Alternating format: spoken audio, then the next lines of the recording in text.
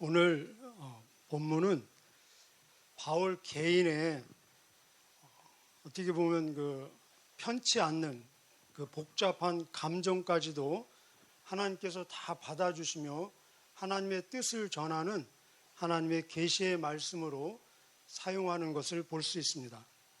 우리 1절에 보면은 바울이 이렇게 시작합니다. 여러분은 내가 다소 어리석어 보이더라도 눈 감아 주시기를 바랍니다. 우리 개역 개정에는 나의 어리석은 모습을 용납해 주십시오. 이해해 주십시오. 용납해 주십시오. 이렇게 두 번 반복하고 있습니다. 이 무슨 말입니까? 바울이 지금 마음이 복잡하고 편치 않다는 것입니다. 하고 싶지 않은 말을 지금 해야 되겠다는 것입니다. 그래서 나를 좀 받아주고 용납하고 이해해라. 여기서 말하는 바울이 말하는 어리석은 일이 무엇이겠습니까? 어리석은 일. 이 말은 하고 싶지 않은 말인데 내 지금 상황에 의해서 어쩔 수 없이 할 수밖에 없다. 그런 뜻인데 바울이 생각하는 어리석은 일은 두 가지 정도 말할 수 있는데 여기서 말하는 어리석은 일은 첫째는 자기 자랑하는 일입니다. 자기 자랑하는 일. 그리고 또 하나 어리석은 일은 자기가 자기를 변호하는 일입니다. 쭉 보니까 이 고린도 후서에 자랑이라는 단어가 굉장히 많이 나옵니다. 내일도 많이 나올 것이고 모레도 많이 나오고 그래서 확인을 해보니까 30번 나옵니다. 30번 나오는데 성경 66권 전체에서 자랑이라는 단어가 이 고린도 후서에 가장 많이 나오는 것을 확인할 수 있습니다. 근데 바울이 초지일관 얘기하는 강력한 주장은 뭐냐면은 자랑하지 말라는 것입니다. 우리가 하나님 앞에서 할 수 없는 일, 사람 앞에서 하지 말아야 될 일들 중에 하나는 자랑하지 말라입니다. 제가 몇 가지 소개를 해드리면은 고린도전서 3장 21절에 누구든지 사람을 자랑하지 말라. 5장 6절에 너희가 자랑하는 것이 옳지 않다. 우리 잘 들었죠? 9장 16절에 내가 복음을 전할지라도 난 자랑할 것이 없다. 할 수밖에 없는 일이다. 13장 고린도전서 13장 사랑장에서는 사랑은 자랑하지 아니하며 그리고 갈라디아서 6장 14절에 자기는 고백하기를 나는 십자가 위에는 그 어떤 것도 자랑하지 않겠다. 바울이 이렇게 얘기해온 사람인데 자기가 자기 자랑을 하려니 얼마나 마음이 불편하겠습니까? 어색하겠습니까? 10절에서 12절까지 보면은 자랑이라는 단어가 3번 나오는데 특히 10절에 보면은 내가 아가야 지방에서는 아가야는 고린도를 얘기합니다. 아가야 지방에서는 어느 누구도 내가 이렇게 자랑하는 것을 막지 못할 것이다. 왜 이렇게 하기 싫은 자기 자랑을 해야만 되겠습니까? 그것은 고린도 교인들을 위해서 그러는 것입니다. 고린도 교인들이 얼마나 자랑에 약하고 특히 가짜 자랑에 쉽게 현혹되고 속아 넘어가는지 어떻게 보면은 눈높이에 맞춘 지금 교육을 하고 있습니다. 고린도 교인들의 특징을 보면은 4절 5절에 나와 있는데 4절 5절 보면 어떤 사람이 와서 우리가 전파한 것과 전혀 다른 예수님을 전파하는데도 여러분은 잘도 눈 감아 주고 있습니다. 잘 쉽게 속아 넘어간다는 거예요. 또 여러분은 전에 받은 것과 같은 다른 영 받아들이고 다른 복음을 잘도 받아들이고 있습니다. 여기 다른 예수, 다른 영, 미혹의 영, 다른 복음 가짜입니다. 가짜에 이렇게 쉽게 넘어가는 고린도 교인들을 보면서 안타까워하는 모습을 볼 수 있습니다. 그렇다면 바울이 무엇을 자랑하고 있는가? 바울이 자랑하는 내용 한번 보겠습니다. 사실은 본론은 내일 더 많이 나오는데 우리 2절, 3절 한번 보실까요? 무엇을 자랑하는지 2절, 3절. 같이 읽겠습니다. 시작. 나는 하나님께서 질투하시는 것과 똑같이 여러분에 대해 질투하고 있습니다. 나는 여러분을 순결한 처녀로 한 분이신 남편 그리스도께 바치려고 정혼을 시켰습니다. 그러나 하와가 뱀의 간교한 속임수에 넘어가 곁길로 간 것처럼 여러분의 마음도 그리스도를 향한 진실하고 순결한 데서 벗어나 더럽혀지지는 않을까 염려됩니다. 네, 하나님의 질투로 우리 구약에서 많이 보셨죠. 하나님의 질투하는 그 사랑, 마치 남편이 부인을 향해서 나만 사랑해야 돼? 이 질투하는 그런 모습으로 내가 얼마나 너희를 사모하고 사랑하는지 내 마음 좀 알아달라는 것입니다. 이것을 지금 자랑하고 있습니다. 그래서 2절에 보면은 내가 너희를 그리스도에게 정혼을 시켰다. 정혼은 결혼입니다. 결혼. 정혼은 실질적으로 정혼은 결혼인데, 그런데 정혼하고 나서 유대인의 풍습을 보면은 정식 결혼식까지 가는데 보통 한 1년 정도 이제 기다립니다. 그래서 정혼을 하고 정식 결혼식 하는 데까지는 이제 신부 수업도 받고 순결하고 정결한 모습을 잘 보존했다가 결혼식을 이제 가는 것입니다. 그런데 바울은 지금 이 고린도 교인들을 예수 그리스도에게 정혼을 자기가 시켰다는 것입니다. 그런데 정혼을 한 상태에서 결혼식에 신부를 신랑에게 누가 이렇게 넘겨줍니까? 보통 신부 아버지가 넘겨주죠. 그죠? 그런데 이 신부를 신랑에게 넘겨주는 그 아버지는 결혼식까지, 정혼에서 결혼식까지 이 신부를 잘 정결하고 순결한 모습으로 보존해야 될 책임이 있는 것입니다. 바울은 지금 이런 책임을 느끼고 있습니다. 이것을 하나님의 질투다, 열심이다, 하나님의 열심이다로 표현하고 있습니다. 그래서 예수 그리스도 강림하실 때 우리 요한계시록 19장에 나오죠. 어린 양의 혼인 잔치에 정결하고 순결한 신부로서 이 아버지로서 그 신랑에게 넘겨주고 싶은 그 간절한 열망과 열정과 질투가 있는데 3절에 보니까 마음이 편치 않은 거예요. 마치 하와가 뱀에게 유혹을 받아서 그 정결함을 빼앗긴 그런 모습이 되지 않을까, 지금 그 염려와 근심으로 가득 차 있다는 것입니다. 그래서 11장 28절 다음 장에 보면은 그런 내용이 나옵니다.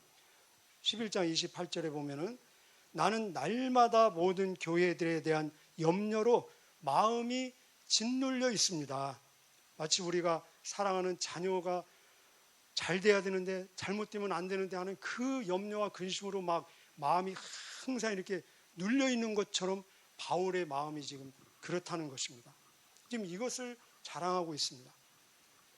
우리도 그렇지 않습니까? 우리도 지금 예수님과 정혼한 상태입니다. 그런데 우리를 예수님에게 신부로 정혼시킨 주체가 누구십니까? 바로 성령님이십니다. 성령이 아니고는 누구든지 예수를 주로 고백할 수 없다. 고린도전서 12장 3절, 이 말씀은 성령님이 우리를 감동 주셔서 신랑 예수님께 신부로 정혼을 시켰습니다. 그렇다면 이 성령님께서도 어린 양 혼인잔치, 예수님 재림하실 때 어린 양 혼인잔치에 그 정식 결혼식에 신부된 우리를 정말 정결하고 흠없고 순결한 모습으로 신랑에게 넘겨주고 싶은 간절한 열망과 질투와 열심과 소원이 있습니다. 그래서 이 일을 위해서 지금도 우리를 위해서 중보하고 계신데, 만약에 이 성령 하나님의 그 열정, 열심, 질투에 우리가 비협조적이면은 우리 안에 계신 성령 하나님은 근심하시고 염려하시고 탄식하신다는 것입니다. 그래서 데살로니가전서 5장 23절에 그런 말씀이 있습니다. 평강의 하나님이 친히 너희를 온전히 거룩하게 하시고 또 너희의 온 영과 혼과 몸이 우리 주 예수 그리스도께서 강림하실 때, 언제입니까? 어린 양 혼인 잔치 때 흠없게 보존되기를 원하노라. 너희를 부르시는 이는 미쁘시니 진실하시니 또한 이루시리라. 우리 안에 계신 성령 하나님께서 하실 것입니다. 아멘. 우리는 잘 협조하는 신부가 되시기를 주님의 이름으로 축복합니다. 자, 두 번째, 이 바울이 말하는 어리석은 일은 무엇입니까? 바로 자기를 변호하는, 자기 변증하는, 우리 흔히 사도권 변증 들어보셨죠? 자기를 변호하는 것입니다.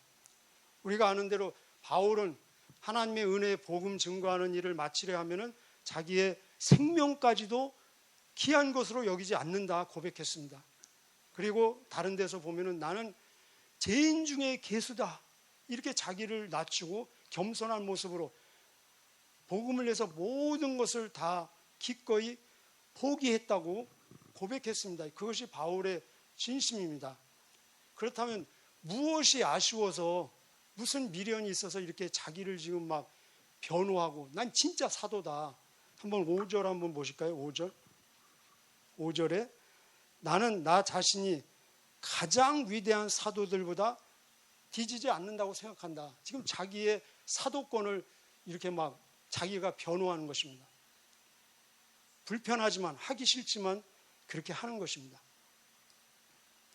개인 바울의 사도권이 인간적으로 표현하자면 뭐가 그렇게 중요하길래 이 고린도 후서에 막 주제가 될 정도로 이렇게 바울의 개인 사도권을 변호하고 변증하는 데 많은 페이지를 할애하면서 지금 하고 있겠습니까?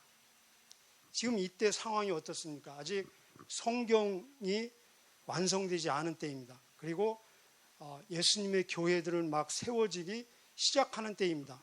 이때에는 사도의 가르침은 예수님의 가르침의 전승으로, 하나님 말씀의 대언으로, 그리고 교회의 초석으로 여겨지는 바로 시작점이었습니다. 그런데 우리가 알다시피 바울이 한 말이 얼마나 많은 성경으로, 하나님의 말씀으로 지금 기록되어 있습니까? 그런데 바울이 만약에 사도가 아니고 여기 나오는 가짜 사도라면은 어떻게 되겠습니까? 큰일 나지 않겠습니까? 더욱이 우리 아까 4절에서 5절에서 본 것처럼 가짜 예수, 가짜 영, 가짜 복음이 막 난무하는 이 환경 속에서 바울까지도 가짜 사도라면은 바울이 말해서 성경이 된 그 모든 하나님의 말씀 무산될 수 있고, 그리고 바울이 세운 교회들, 바울이 전한 복음이 치명적인 상처를 받을 수밖에 없기 때문에 지금 바울은 자기를 위해서가 아니라 하나님의 말씀을 위해서, 그리고 교회를 위해서, 자기가 전한 복음이 진짜 복음 되기 위해서 원치 않지만 할 수 없이 자기의 지금 사도권을 변호하고 있는 것입니다. 그렇다면 이 가짜 사도들이, 거짓 선생들이 바울에 대해서 무슨 지금 가짜 사도라고 시비를 걸고 있습니까? 두 가지 볼 수 있는데, 첫째는 애모로 지금 시비를 걸고 있습니다. 그때나 지금이나 사람은 애모에 약하잖아요. 그죠? 특별히 바울이 6절에 보면은 바울은 내가 비록 말에는 능숙하지 못했지만 언변이 현찬타로 지금 바울의 사도권을 시비를 걸고 있습니다. 여기에 말에 능숙하지 못하다, 이것은 세상적인 인간적인 지혜의 말입니다. 그 당시에는 그리스 철학이 유행할 때였는데 어떤 정치, 철학, 군사, 종교에서 이 강력한 리더십, 영향력을 미치는 데 있어서 가장 중요한 것 중에 하나가 말이었습니다. 말. 그래서 그 당시에는 어떤 수사학, 웅변, 화려한 논리, 설득력이 굉장히 중요하고 또 발달된 때였습니다. 이런 배경 속에서 바울은 우리 고린도전서에서 여러 번 봤죠. 나는 인간의 지혜의 말로 하지 않겠다. 오직 예수 그리스도 십자가만 증거하겠다. 그래서 유대인에게는 넘어지는 돌이 되고 또 헬라에게는 어리석은 것이 될 수 있다. 그런 거죠. 그죠? 그래서 인간의 지혜의 관점에서는 바울의 말이 굉장히 설득력도 없고 어떤 신비스러움도 없고 심오함도 없고 같은 얘기 계속 하니까 그렇다는 것입니다. 그러나 바울은 자기를 변증하기를 나에게는 지식이 있다. 이렇게 6절에 말하고 있습니다. 이 지식은 단순히 우리가 머리로 정보를 입력하는 그런 지식이 아니라 진리를 말하고 있습니다. 내가 직접 체험한 살아 움직이는 사람을 살리는 진리라는 것입니다. 나에게는 이 진리가 있다. 거짓 사도, 가짜 선생에게는 이 진리가 없죠. 사람을 살려내는.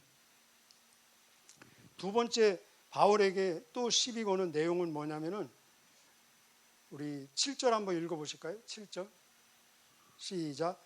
내가 여러분에게 아무런 보수도 받지 않고 하나님의 복음을 전파하면서 여러분을 높이기 위해 나를 낮춘 것이 죄가 된다는 말입니까? 쉽게 말하면 지금 바울이 아마 굉장히 감정이 격앙된 것 같아요. 내가 돈 안 받은 것도 죄냐? 그 말이에요 지금. 그 당시에 이 철학자들, 강사들은 철저히 돈을 받았습니다. 그것으로 먹고 사는. 그리고 자기의 강의료가 얼마이냐에 따라서 그 사람의 수준, 실력이 평가되는. 여러분, 프로와 아마추어의 차이가 무엇입니까? 똑같이 테니스를 쳐도 프로는 테니스를 치는 것을 통해서 돈을 법니다. 근데 아마추어는 자기가 자기 돈을 내고 테니스 치지 않습니까? 이게 프로와 아마추어의 차이라는 것입니다. 그런데 바울이 지금 고린도에서는 철저히 사례비를 사양했습니다.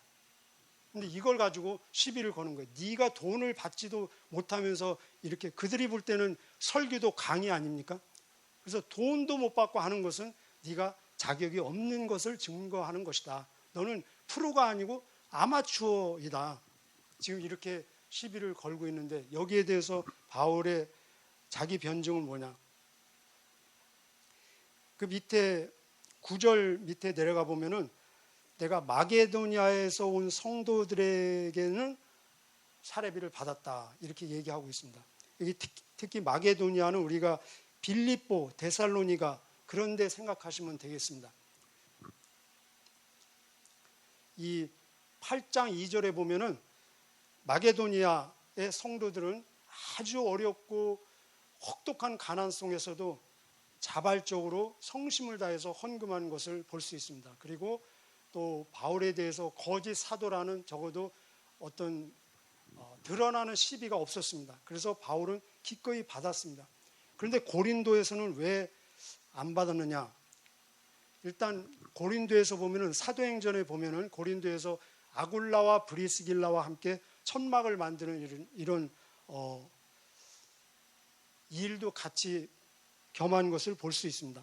그리고 7장 2절에 보면은 바울이 고린도에서 거짓으로 착취한다는 거짓 소문도까지 있었습니다. 그래서 그런 오해, 소문들을 불식시키기 위해서 또 아까 말씀드렸죠. 이 고린도에는 거짓 사도 철학자들이 있었는데 그들은 철저히 돈을 받고 그 받는 액수에 따라서 그들의 가치 수준이 평가되는데 그들과 다른 것을 보여주기 위해서 바울은 기꺼이 받지 않고 계속해서 받지 않겠다고 얘기하고 있습니다. 자, 결론으로 그렇다면은 진짜 사도의 특징은 무엇인가? 우리 얘기로 우리의 이야기로 옮겨와서 우리는 진짜 성도 한번 따라해 보실까요? 본인에게 선포하시기를 바랍니다. 나는 진짜 성도다. 아멘. 진짜 사도, 진짜 성도의 특징은 무엇인가? 세 가지 우리 확인해 보겠습니다. 진짜 사도의 특징, 진짜 성도, 하나님의 사람, 구원받은 예수 그리스도의 사람의 특징은 무엇인가? 세 가지 10절 이하에 나와 있는데 첫째는 10절 10절 한번 같이 읽어보겠습니다. 앞부분 10절 시작. 내 안에 있는 그리스도의 진리를 두고 확실하게 말합니다. 그렇습니다. 진짜 사도, 진짜 성도는 그리스도의 진리가 있습니다. 진리. 그리스도의 변하지 않는 믿음, 그리고 진리, 진실. 예수님이 그러시죠. 내가 길이요 진리요 생명이니. 이 당시 그리고 오늘을 사는 우리에게 있어서 그리스도의 진리는 무엇인가? 아까 말씀드렸죠. 이 시대의 정치, 철학, 어떤 종교 그런 것 거짓이 많이 난무하고 있었다. 지금도 우리는 정치, 철학, 또 사회, 과학 그런 것들을 우리는 피할 수 없습니다.